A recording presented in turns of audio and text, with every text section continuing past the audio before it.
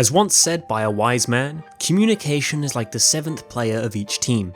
Your team communication can win or lose you the game, depending on how effective it is. For something that's so important though, it's kinda crazy that so many players ignore or choose to avoid utilising communication within their games. As the winner of the community poll with over 1500 votes, this video is going to be a guide covering the do's and don'ts of shot calling. For those of you looking to improve your shot calling skills, or for those of you wanting to start shot calling to win more of your matches, this should be the video for you.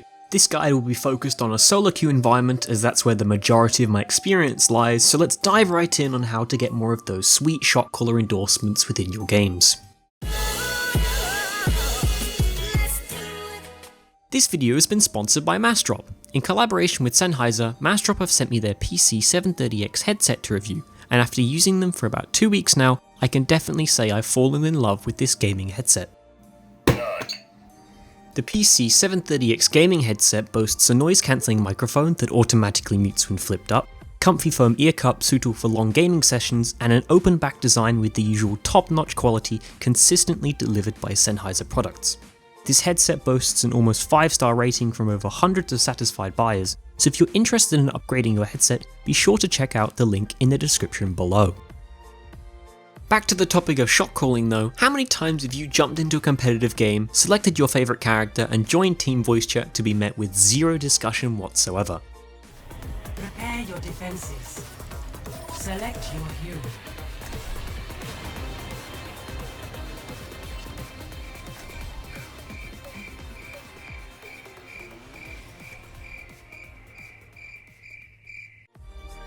The first piece of advice I have for those of you looking to shot call more effectively within your games is to be sure to take the initiative right at the start of the game and start communication early. Some players do have a microphone and wouldn't mind communicating with their team, but are nervous and aren't confident enough to start up a conversation themselves.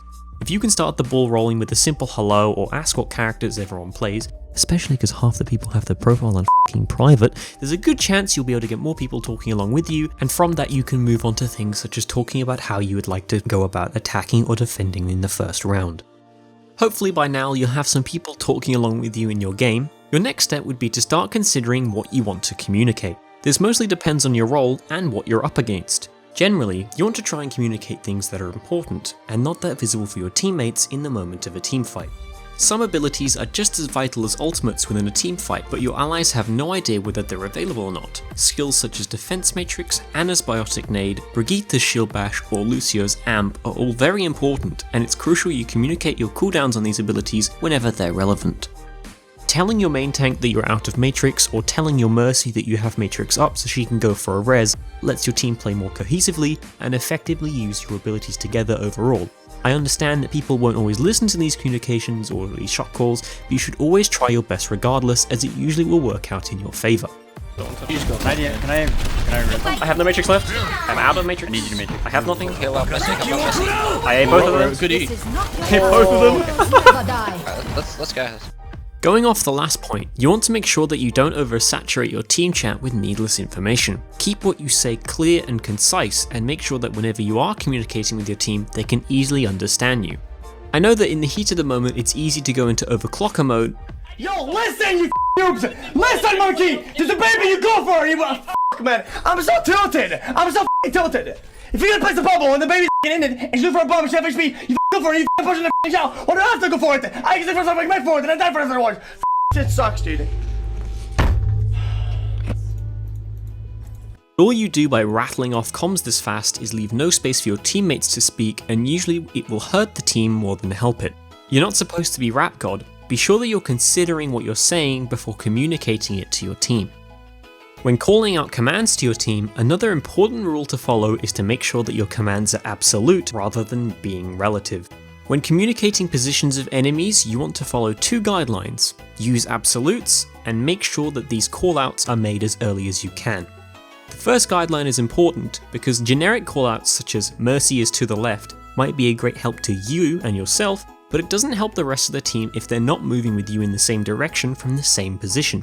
This applies especially if you're running flankers or if you're running a dive comp, and using relative positions such as Genji is running to the right is useless at best and could even confuse your team into attacking the wrong angle at worst. The second guideline is also important because locational callouts help your team adjust how they're going to attack an objective or begin a fight.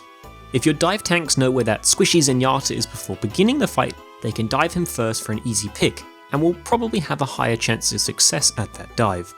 Making callouts for enemy hero positioning in the middle of a fight can be less effective because heroes such as Winston or D.Va might not have the mobility skills available to act upon that callout you just made. Whilst even at low ranks, people often communicate which hero to target or who is low HP in a team fight, people often do this improperly, which can hurt your team even more.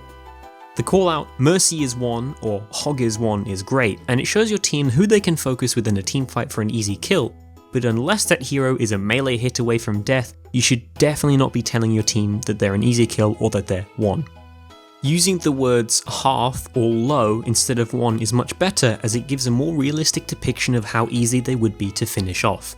What 1 hit is to one character may mean something completely different to another. For example, being 1 hit away from death against a Widow would take 2 seconds of constant damage from a Winston. Another important thing that I don't notice being done properly in the lower ranks is the importance of following through.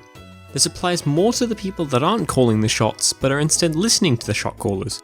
Be sure that you do follow through with comms made or plans established, even if you think they might be incorrect. Unless you following a call out means an instant loss, a whole team dedicating themselves to a bad call is infinitely better than half the team following it and half the team doing their own perceived smarter move. If you're not steamrolling an easy game, there are definitely going to be fights that go wrong, and often the first sign of a team breaking down is when communication dies and people play selfishly rather than playing for their teammates. Mistakes do happen, I'm not denying that, but you shouldn't use those mistakes to break apart your own team's effectiveness. Going on from the last point, I want to stress the importance of making sure your callouts remain focused on the team rather than on an individual. Shot calling is less about you or I, and more about we or our. There's a good book about that idea somewhere. As idyllic as I have made some of the examples in the earlier sections of this guide, there are definitely going to be some games where you have some teammates that either aren't as cooperative or don't have as long of a fuse as you do when it comes to patience. Having to manage your team's attitude or morale seems like more of a chore if you're having to shot call for your team, but it's something you can do with the simple change of how you structure your calls. When mistakes happen within games, be sure that your discussion about it doesn't single out a particular person. The easiest example I can apply this to is when you feel like your healers aren't doing very well at their job. Rather than saying, "This honor is useless at healing," it's much more productive to say, "We need to be doing a better job of protecting our backline."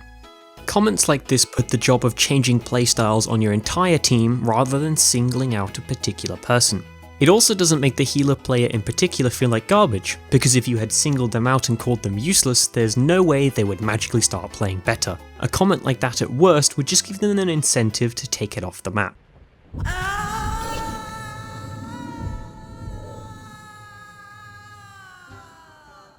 As an additional tip, if you're trying to get teammates to change heroes, try and give them open-ended questions, such as asking them if they can play Quay, Soldier or Widow to counter a Pharah, rather than just saying that they need to swap.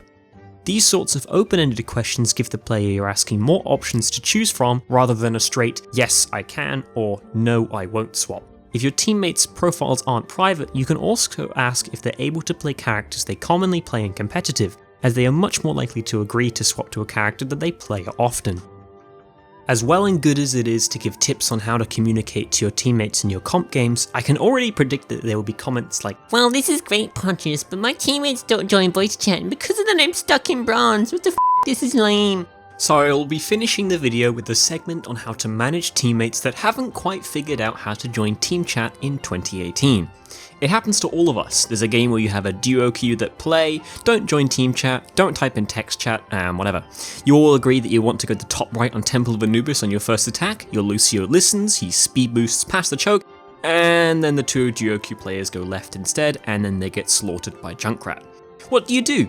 The first and most obvious thing I'd recommend is simply to ask them. Explain that you are making calls for your team and that the rest of your team is communicating as well. That's pretty important. If they're still hesitant on joining after you explaining that, tell them that they don't really need to speak or communicate with themselves or the rest of the team, and that you just want them there so that they can listen to calls made so they don't go in the wrong direction and get themselves killed. And, well, I guess so that they can play with the team too. That's pretty important as well. If at this point they're still not joining voice and haven't quite figured out how to click the button to join it or how to, navigate over to it, I really sadly don't think there's much you can do to persuade these kind of players otherwise. At this point, it's more important that you use the comms wheel to ping to group up or the status role so they can hear them too, regardless of being outside of voice chat. Some negative Nancys will be there to sour the bunch, but I definitely think that these one or two bad individuals shouldn't be the force that stops you as an individual from communicating to the other willing majority of players.